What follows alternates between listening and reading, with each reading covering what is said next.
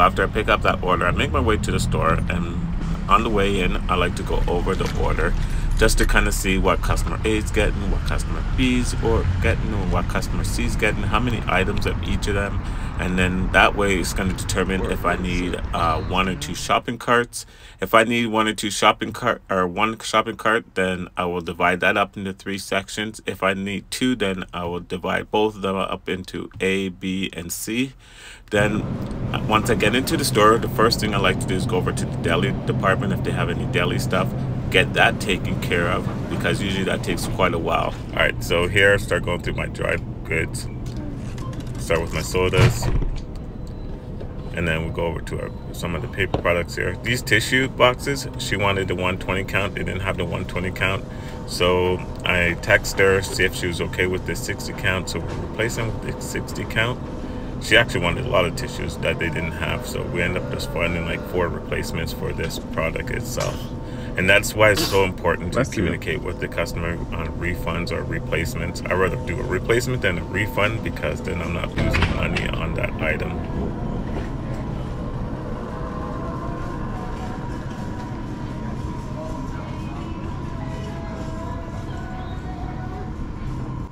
So another thing we gotta be careful of too is when we're finding products. Like you're gonna see here where I thought I grabbed the right product, but when I scanned it out, it came out as being the wrong item. As you can see coming up right now. Now the 6-pack didn't have the number on it, which clearly was a 6-pack, but they wanted a 12-pack, which was right behind it. So I ended up grabbing that one, scanned that out, and that one worked. So definitely be careful and mindful of that. And here we are, the 2 of these bar soaps, was able to scan those easily. And another thing too, kind of you gotta be careful of, is when you're putting products in the cart, you gotta make sure you're putting heavy products at the bottom so they're not squishing anything. Like for example, like breads. All breads should be placed at the top. And if you grab them first, just make sure you're mindful when you put them in the cart.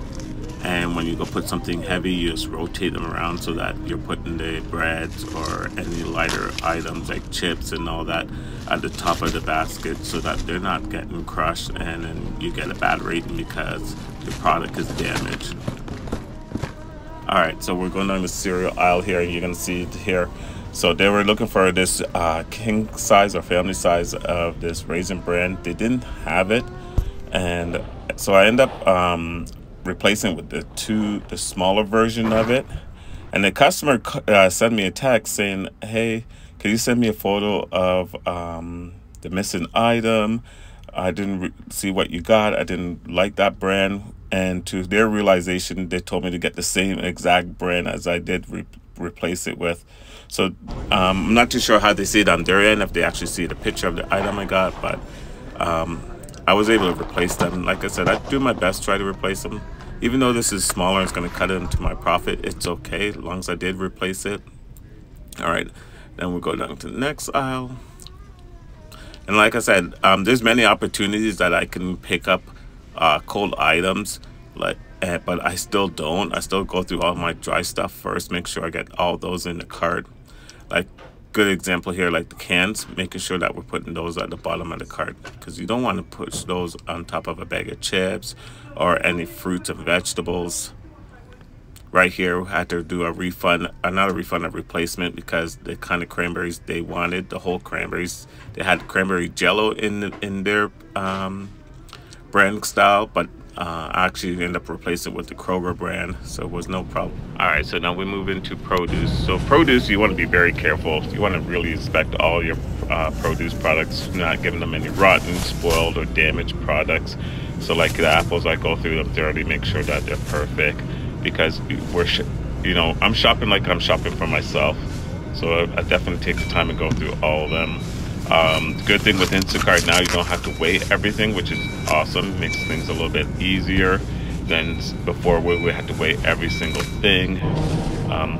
Also, these bags are really great if you know you're going to get a lot of produce. Take a lot of bags at once so that you're not going back and forth.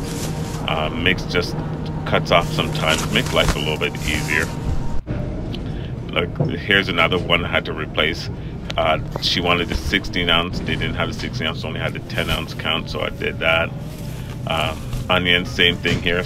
And sometimes some of these bags, they're not the greatest, so doing a double bag is going to be a lot easier, and then you don't go to the checkout and they fall apart with you. Lettuce, you definitely kind of check the quality. There's a couple of bags I literally had to throw away because they were so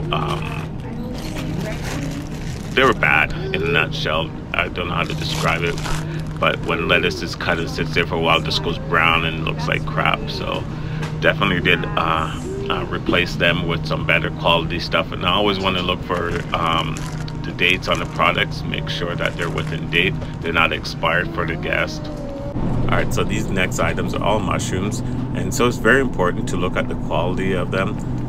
Mushrooms has a tendency to go really bad really quick, especially some of the mushrooms that's been sitting there for a while.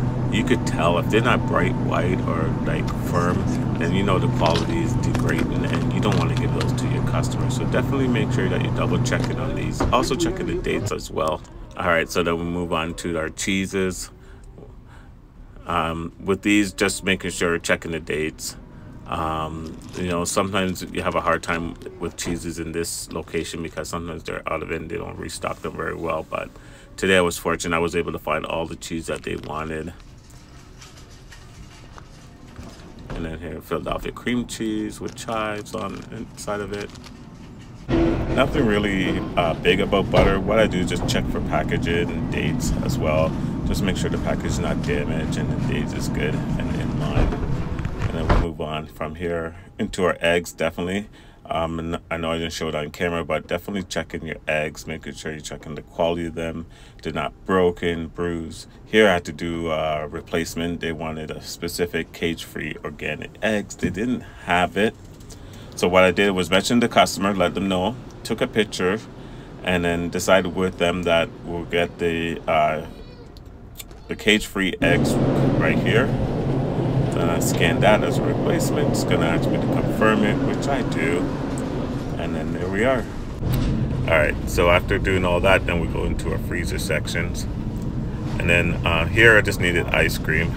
And the key thing with this, you just want to check the packages, make sure it's sealed, it has a seal underneath the lid, it's not been tampered with or damaged. So that's what I was doing here. Now this is the end result. There was no meat, which was good, so I was able to cash out. Now I'm loading up in my vehicle, and I separate them with customer A. Now the cool thing is my vehicle allows, I have actually compartments on the floor there in the trunk. So I can pull up a flap and put orders inside like a cubby hole. So it allows me to separate them really good. All right, so you can see here I have a black bag here that I'm putting customer B's order in there.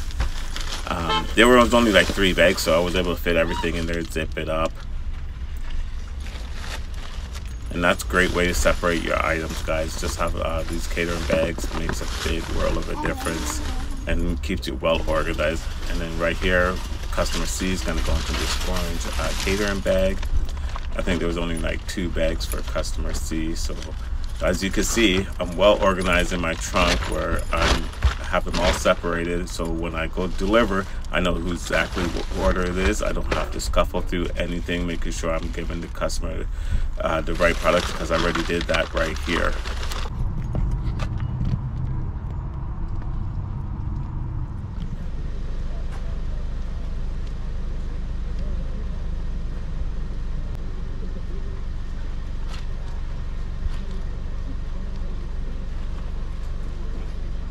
All right, the customer A just dropped off her order, went through everything, make sure she got what she wanted. Guess what? $20 tip.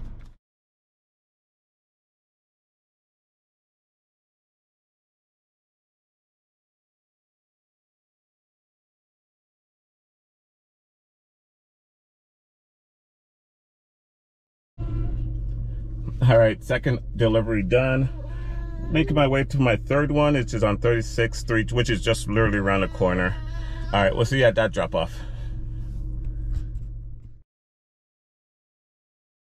All right, so let's review what we went through. So first of all, number 1, you want to review your order. Number 2, you want to organize your cart. Number 3, you want to head to the deli to get any deli meat that needs to be cut. Number 4, do all your dry products first. Number 5, your produce. Number 6, your dairy products. And last, finish off with your frozen products. Guys, don't forget to like, subscribe to the channel, hit that notification bell for more videos like this. Have a great day and see you on the next video.